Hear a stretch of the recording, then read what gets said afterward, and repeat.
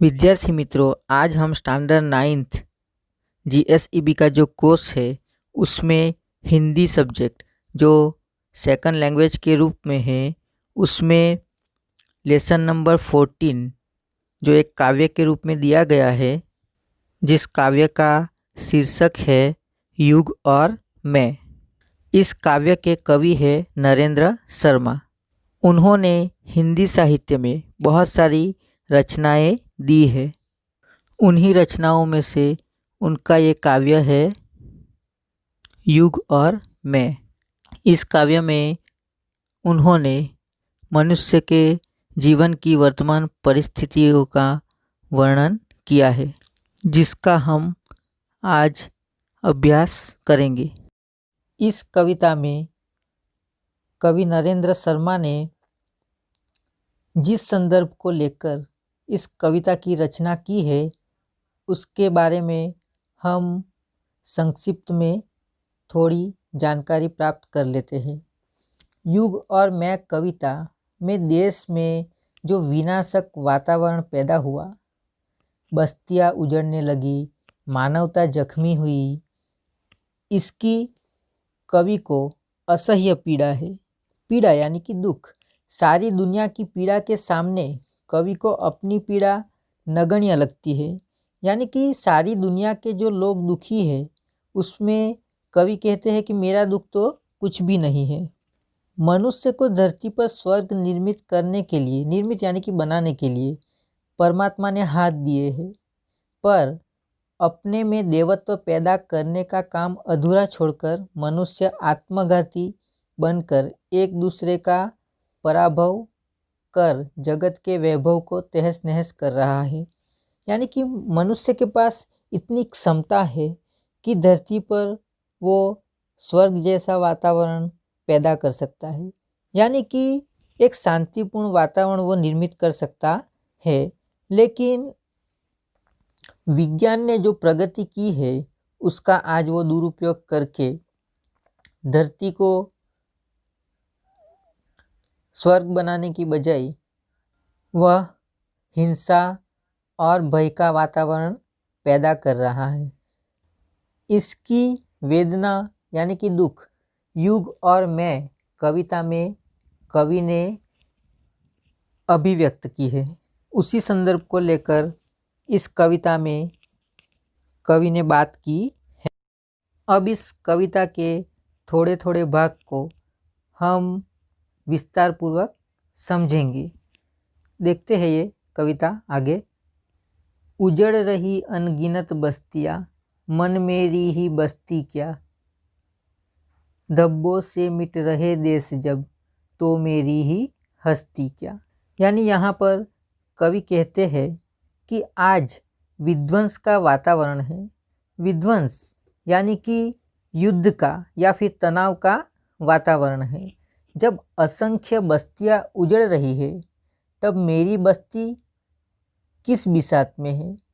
यानी कि जब पूरी दुनिया में ऐसा वातावरण चल रहा है तो मेरी बस्ती का उजड़ जाना कोई बड़ी बात नहीं है, ऐसा यहाँ पर कवि कहते हैं। जब धब्बों की तरह देश मिट रहे हैं, यानी कि कोई दाग मिट जाए उसी तरह से दुनिया से देश का अस्तित्व मिट जा रहा है, तो मेरा अस्तित्व तो बहुत तुच्छ है। तुच्छ यानी कि जिसकी कोई कीमत नहीं है, वह मिट जाए तो कोई आश्चर्य नहीं है, कोई अचरज नहीं है या फिर कोई बड़ी बात नहीं है। आगे की पंक्ति देखिए। बरस रहे अंगार गगन से, धरती लपटे उगल रही, निगल रही जब मौत सभी को, अपनी ही क्या जाय कही, दुनिया भर की दुख कथा है, मेरी ही क्या करुणा कथा। यानी कि आज विज्ञान ने इतना विकास किया है, तब अणु बम या फिर परमाणु बम जैसे आविष्कार विज्ञान ने दिए हैं, लेकिन आज उसका दुरुपयोग हो रहा है। उसी संदर्भ में कवि बताते हुए कहते हैं कि आज बमों के रूप में आकाश से आग के गोले बरस रहे हैं, धरती से आग की ज्वालाएं निकल रही है, जब सभी मौत के मुंह में जा रहे हैं, तब मैं अपने बारे में क्या बताऊं? जब सारा संसार यानी कि दुनिया दुख से पीड़ित है, पीड़ित यानी कि दुखी, तो मेरा दुख दर्द किस गिनती में है? यानी कवि यहाँ पर कहते हैं इस पंक्ति में कि पूरी दुनिया ही दुखी है ऐसे वातावरण में, तो मेरा दुख उसके सामने कुछ भी नहीं है। आगे देखते हैं दूसरी पंक्ति। जाने कब तक घाव भरेंगे इस घायल मानवता के, जाने कब तक सच्चे होंगे सपने सबकी समता के। सब दुनिया पर व्यथा पड़ी है, मेरी ही क्या बड़ी व्यथा। यहाँ पर कवि कह रहे हैं कि घायल मानवता के घाव कब तक भरेंगे, यानी कि जो मानवता आज दुखी है उसके दुख का अंत कब होगा कोई नहीं जानता। दुनिया के सभी लोगों की बराबरी का सपना न जाने कब सच होगा, यानी कि सभी मनुष्य दुनिया में चैन से जिए ऐसा वातावरण कब उपस्थित होगा, ऐसा कवि का यहाँ पर कहना है। जब सारी दुनिया दर्द से कराह रही है यानी कि दुखी हो रही है, तो मैं अपनी व्यथा को, व्यथा यानी कि दुख को बड़ा कैसे कहूँ, यानी कि इंसान जब अपने दुख को देखता है तो उसे लगता है कि दुनिया में सिर्फ मैं ही दुखी हूँ, किंतु जब वो दुनिया के दूसरे लोगों का दुख देखता है तभी उसको एहसास होता है कि दुनिया के दूसरे लोगों के दुख के सामने मेरा दुख कुछ भी नहीं है। इसीलिए कवि कहते हैं कि दुनिया के दुख के सामने मेरा दुख कुछ भी नहीं है। आगे देखिए।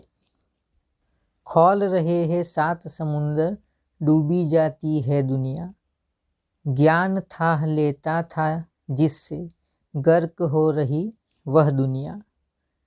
डूब रही हो सब दुनिया जब, मुझे डुबाता गम तो क्या।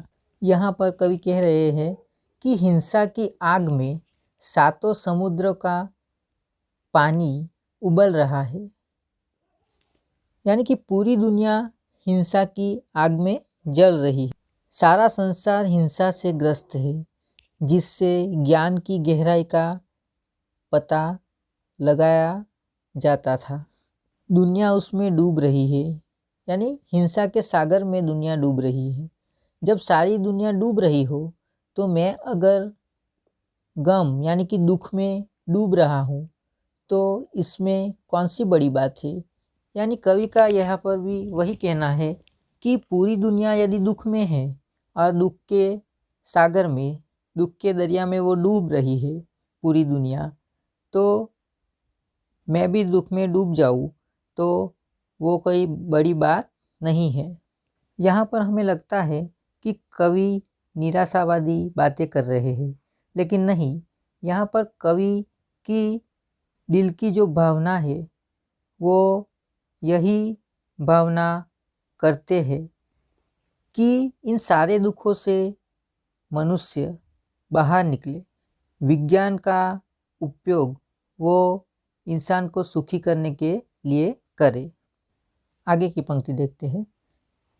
हाथ बने किस लिए, करेंगे भू पर मनुज स्वर्ग निर्माण, बुद्धि हुई किस लिए कि डाले मानव जग जड़ता में प्राण, आज हुआ सबका उल्टा रुख, मेरा उल्टा पासा क्या। यहाँ पर कवि इन पंक्तियों में समझा रहे हैं कि ईश्वर ने मनुष्य को हाथ इसलिए दिए थे कि वह धरती पर स्वर्ग का निर्माण करे, यानी कि मनुष्यता के लिए वो सुख का, अमन चैन का वातावरण उपस्थित करे या निर्माण करे या फिर वैसा वातावरण बनाए। मनुष्य को बुद्धि इसलिए दी गई थी कि वह संसार को जड़ता यानी कि अज्ञान से दूर करे, लेकिन आज सब बदल गया है। जब सभी की स्थिति दयनीय हो गई है, दयनीय यानी कि दयाजनक हो गई है, तो मेरी दयनीयता की क्या बिसात है। यानी पूरी दुनिया के मनुष्य की स्थिति दयाजनक हो गई है, तो मेरी स्थिति दयाजनक हो या दयनीय हो, उसमें कुछ आश्चर्य की बात नहीं है। आगे की पंक्ति देखिए। मानव को ईश्वर बनना था, निखिल सृष्टि वश में लानी, काम अधूरा छोड़ कर रहा आत्मघात मानव ज्ञानी, सब झूठे हो गए निशाने, तुम मुझसे छूटे तो क्या। यहाँ पर इन पंक्तियों में कवि कहते हैं कि मनुष्य ईश्वर बनने का प्रयत्न कर रहा था, उसे सारी सृष्टि अपने वश में करनी थी। यानी कि मनुष्य के पास इतनी विज्ञान की क्षमता आ गई कि पूरी दुनिया को वो वश में कर सके, लेकिन इस मनुष्य ने विज्ञान की जो प्रगति हुई, विज्ञान की जो नई नई खोजें हुई, उनका ज़्यादातर दुरुपयोग किया। और वो यहाँ पर इसीलिए कवि कहते हैं कि वो ज्ञानी होकर भी आत्महत्या की प्रवृत्ति में लग गया।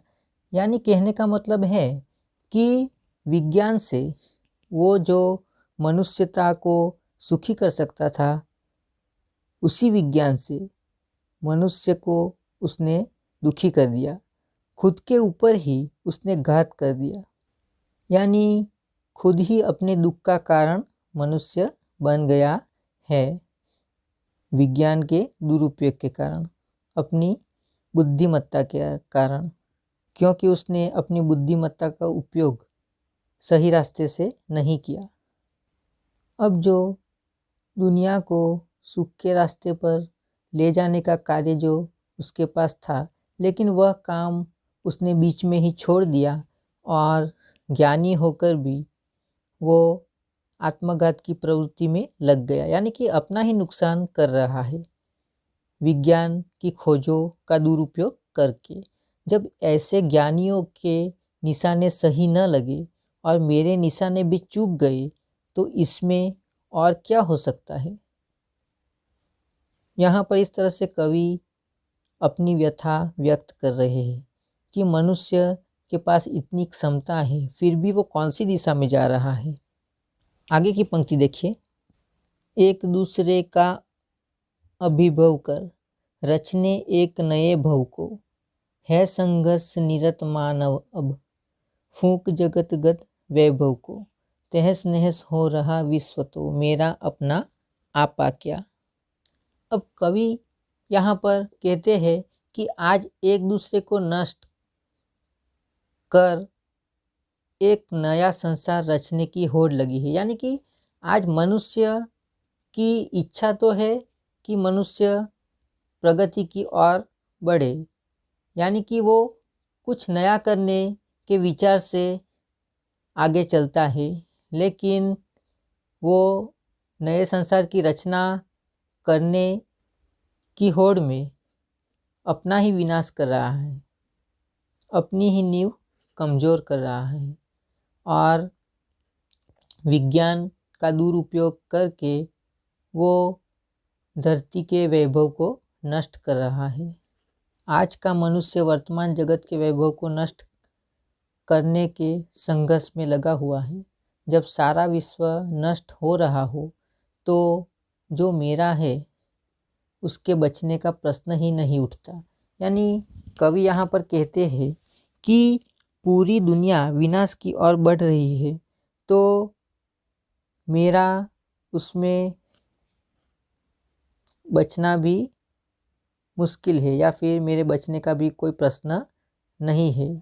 कहने का मतलब पूरी दुनिया विनाश की ओर है, तो एक मनुष्य अपने आप को किस तरह से विनाश के प्रवाह के साथ बहने से रोक सकता है, यही कवि की वेदना है।